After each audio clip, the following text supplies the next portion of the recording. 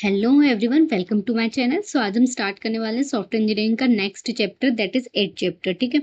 सो हम पढ़ रहे हैं सॉफ्टवेयर इंजीनियर और इसके जो ऑथर हैं वो है रोजर एस प्रेसमैन और ब्रूस आर मैक्सिम। ठीक है। सो मैं हर वीडियो के स्टार्टिंग में आपको ऑथर का नाम बताती हूँ, जस्ट बिकॉज क्योंकि इंटरव्यू में हमसे ऑथर के नाम पूछे जा सकते हैं। तो हम समझते हैं हमारे चैप्टर 8 को। So let's start over video. हमारा चैप्टर 8 है अंडरस्टैंडिंग रिक्वायरमेंट्स। सॉफ्टवेयर इंजीनियरिंग में सबसे इंपॉर्टेंट पॉइंट और फर्स्ट स्टेप होता है दैट इज रिक्वायरमेंट को समझना। तो वही हम इस चैप्टर में समझेंगे कि कैसे हम रिक्वायरमेंट्स को समझते हैं। ठीक है। रिक्वायरमेंट इंजीनियरिंग की बात करते हैं। सबसे पहले the broad spectrums of task and techniques the leads to understanding of requirements is called requirements engineering. So क्या बोल रहा है कि जो टास्क और टेक्निक्स जो होती हैं इन दोनों को लीड करती है, दैट इज अंडरस्टैंडिंग रिक्वायरमेंट्स। आपको कौन सा टास्क यूज करना है, कौन सी टेक्निक यूज करनी है, अगर आपने अंडरस्टैंडिंग करी है रिक्वायरमेंट्स की तो आप इजीली वो कर सकते हो। ठीक है। ब्रिज हम कह सकते हैं कि it is a bridge to design the construction, है ना। हम अगर हमको रिक्वायरमेंट्स नहीं पता होगी तो हम डिजाइन कैसे करेंगे, कंस्ट्रक्ट कैसे करेंगे। ठीक है। आगे समझते हैं। यहाँ पर हमारे पास कुछ 7 डिस्टिंक्ट टास्क होते हैं, that is inception, elicitation, elaboration, negotiation and specification, validation and management. ये हमने पहले भी पढ़े हुए हैं, तो हम अच्छे से समझते हैं। इंसेप्शन मतलब क्या होता है कि how does a software project get started. Inception मतलब इनिशियल लेवल पे स्टार्ट करना, दैट इज सॉफ्टवेयर प्रोजेक्ट को कैसे हम स्टार्ट करेंगे। ठीक है। Identify the breadth and depth of the market and do रफली फिजिबिलिटी एंड आइडेंटिटी। ठीक है।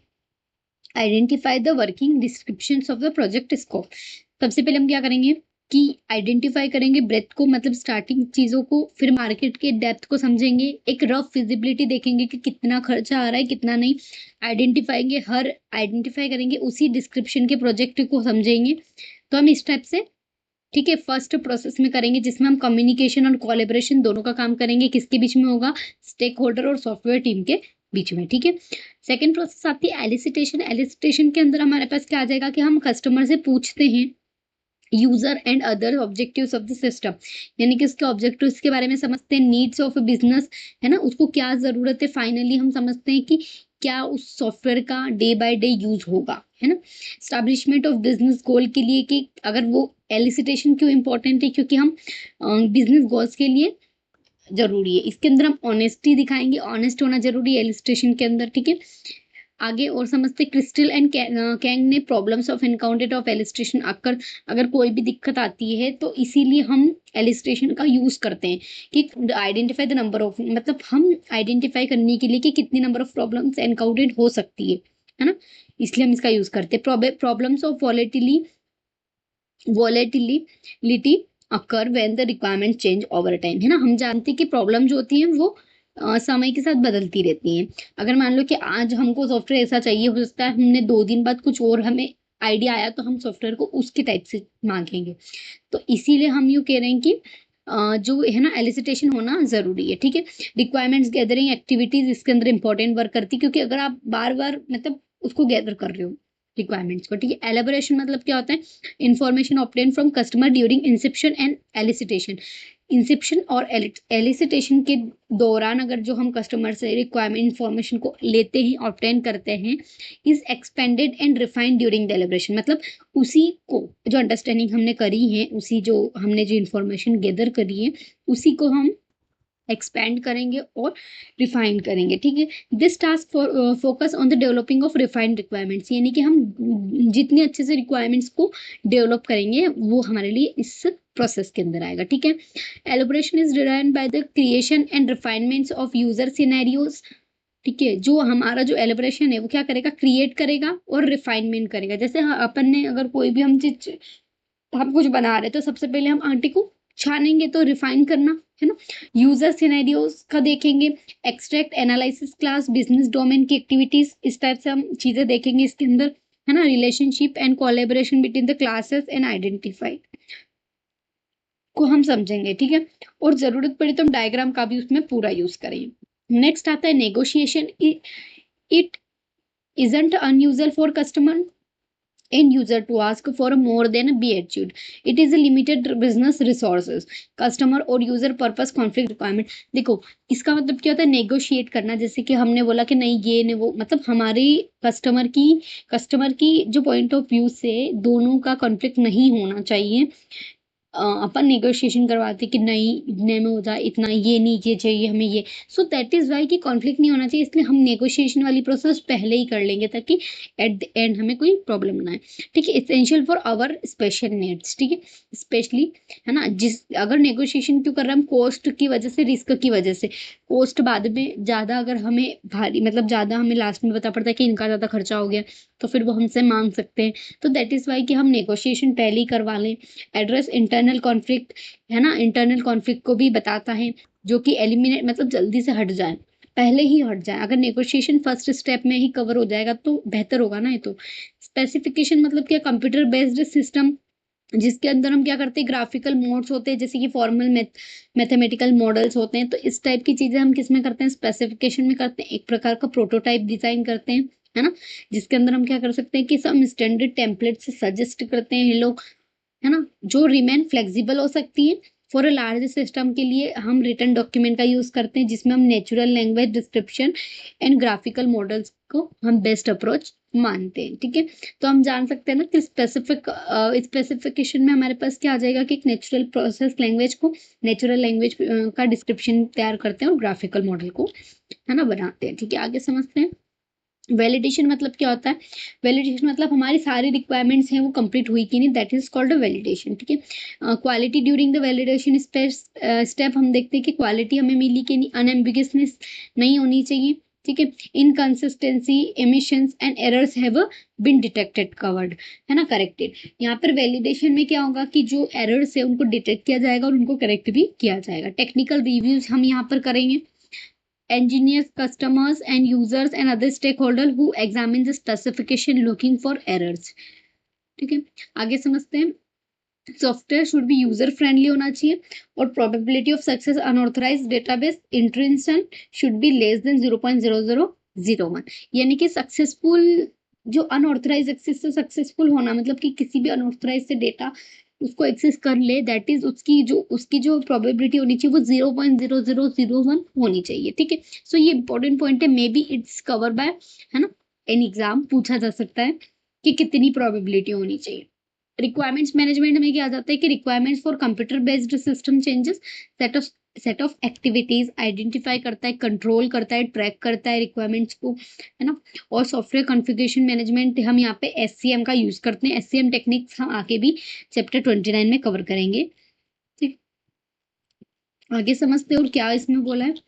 जो इंपॉर्टेंट पॉइंट है सिर्फ मैं आपको वो समझाऊंगी, है ना। नॉन फंक्शनल रिक्वायरमेंट्स पूछे जाते हैं। नॉन फंक्शनल रिक्वायरमेंट्स क्या होती है, जिसको हम, मतलब जरूरी नहीं हमारे लिए वो इम्पोर्टेंट नहीं है, लेकिन हमें कंपनी प्रोवाइड करेगी। ठीक है, quality attribute, performance attribute, security attribute, है ना, जनरल कंस्ट्रेंट, ये सारी चीजें हमें नॉन फंक्शनल रिक्वायरमेंट्स हमें गवर्नमेंट खुद, मतलब सॉरी, हमें जो सॉफ्टवेयर की टीम है वो हमें खुद ये देगी। ठीक है, उसके बाद यहाँ पर हम क्वालिटी फंक्शन डिप्लॉयमेंट की बात करते हैं, जो अटेम्प्ट करता है translate unspoken customer needs goals into the system requirement. वही मैंने बोला कि जो कस्टमर नहीं बोलेगा वो ही इसके अंदर आएगी। जैसे कि हम चाहते हैं कि सिक्योरिटी, कस्टमर नहीं बोलेगा कि मुझे सिक्योरिटी, ऑब्वियसली बात है ना, उसको सिक्योरिटी तो जरूर देंगे ना।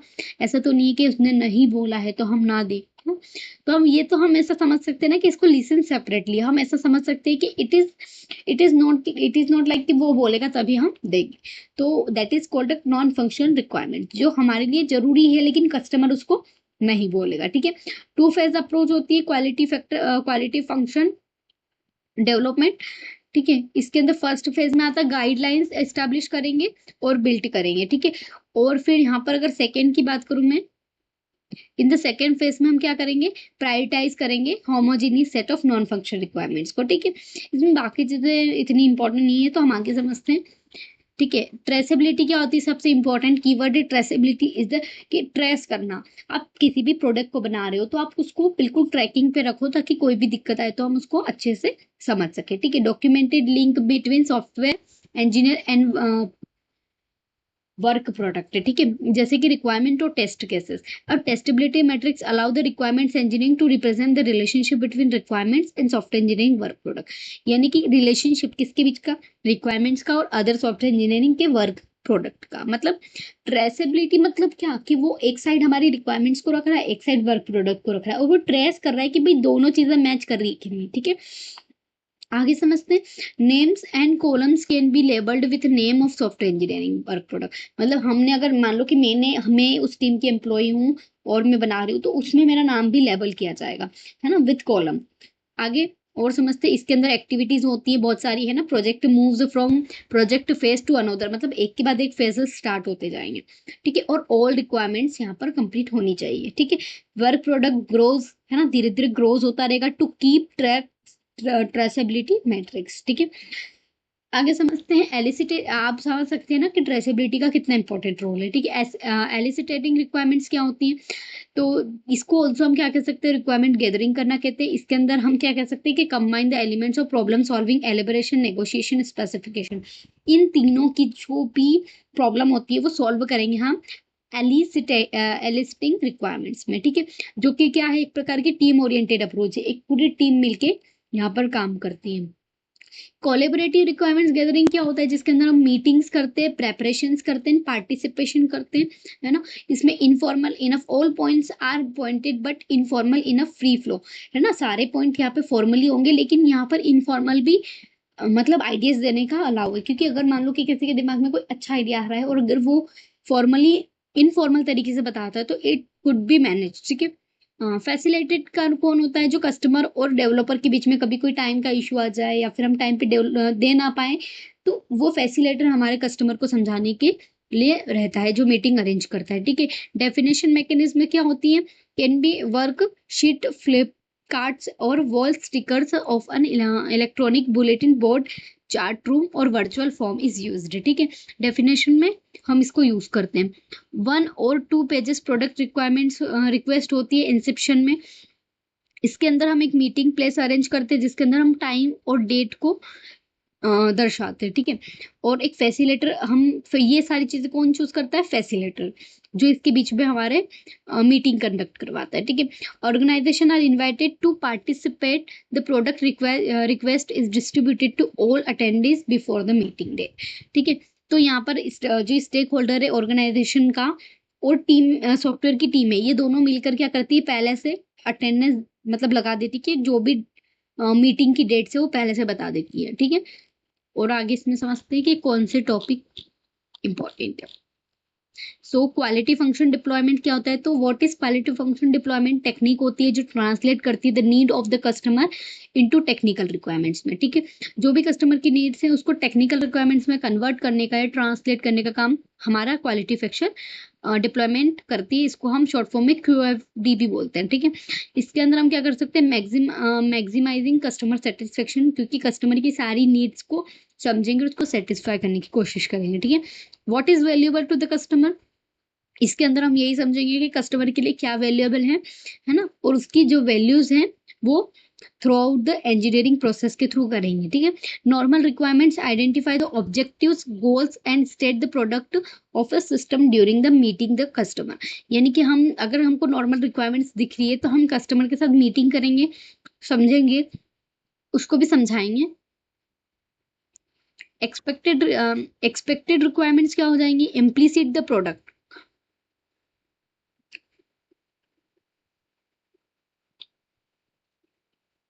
So the fundamental that customer does not explicitly state them. अगर हमको मतलब जो भी कस्टमर की रिक्वायरमेंट्स हैं पहले ही हम उसको इम्प्लिसिट कर लेंगे, एट द लास्ट अगर उसकी रिक्वायरमेंट्स कुछ भी चेंज होती हैं तो फिर वो एक्सप्लिसिटली ना हो, ठीक है। Exciting requirements go beyond the customer expectations and prove to be very satisfying when present। हाँ, QFD का डेटा हम कैसे कलेक्ट करेंगे, इंटरव्यू के थ्रू, ऑब्जर्वेशन के थ्रू, सर्वे के थ्रू, या फिर किसी एग्जामिनेशन ऑफ हिस्टोरिकल डेटा के थ्रू। तो हम इस टाइप से QFD का डेटा कलेक्ट कर सकते हैं। Translate into the table requirements, है ना, इसके अंदर हमारे जो हमारा डेटा है वो ट्रांसलेट करेंगे टेबल के फॉर्म में। Is called customer voice table. तो पूछा जा सकता है कि what is customer voice table. So that is कि जो हमारा डेटा है हम उसको ट्रांसलेट करेंगे टेबल की रिक्वायरमेंट्स के फॉर्म में, ठीक है। यूजर्स सिनेरियोज क्या होते हैं, तो overall vision of the system functions and features being the materialized, that is called user user scenario, ठीक है। Scenario is often called use case. Important is use case के बारे में पूछा जाता है।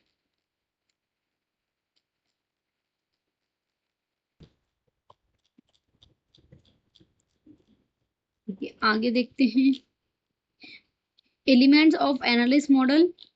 इसके अंदर हमारे पास ये डायग्राम है। हम इस डायग्राम से समझते हैं कि जब भी हम एलिसिटेड रिक्वायरमेंट्स की बात करते हैं, जिसके अंदर हम क्या करते हैं, कंडक्ट एक मीटिंग को कंडक्ट करेंगे। सबसे पहले make a list of functions and classes की लिस्ट बनाएंगे। Make a list of constraint, है ना, कंस्ट्रेंट की लिस्ट बनाएंगे। फिर यहाँ पर अगर फॉर्मल प्रायोरिटी, अगर फॉर्मल होगा तो उसको प्रायोरिटी देनी है, यस, तो क्यूएफडी बनाएंगे। और अगर इनफॉर्मल चीजें हैं तो उसको प्रायोरिटी नहीं देंगे, वो इनफॉर्मली प्रायोरिटाइज के अंदर आएगा, ठीक है। इन दोनों से ही हम क्या चीजें करेंगे, अगर ये दोनों ही चीजें होती है, इसके बाद हमारी प्रोसेस क्या हो जाएगी, क्रिएट यूज केस, ठीक है। क्रिएट यूज केस करने के बाद हम आगे समझेंगे, क्योंकि यूज केस के बाद अपना एक प्रोसेस स्टार्ट हो जाता है न्यू, जिसके अंदर हम ड्रा यूज केस करेंगे।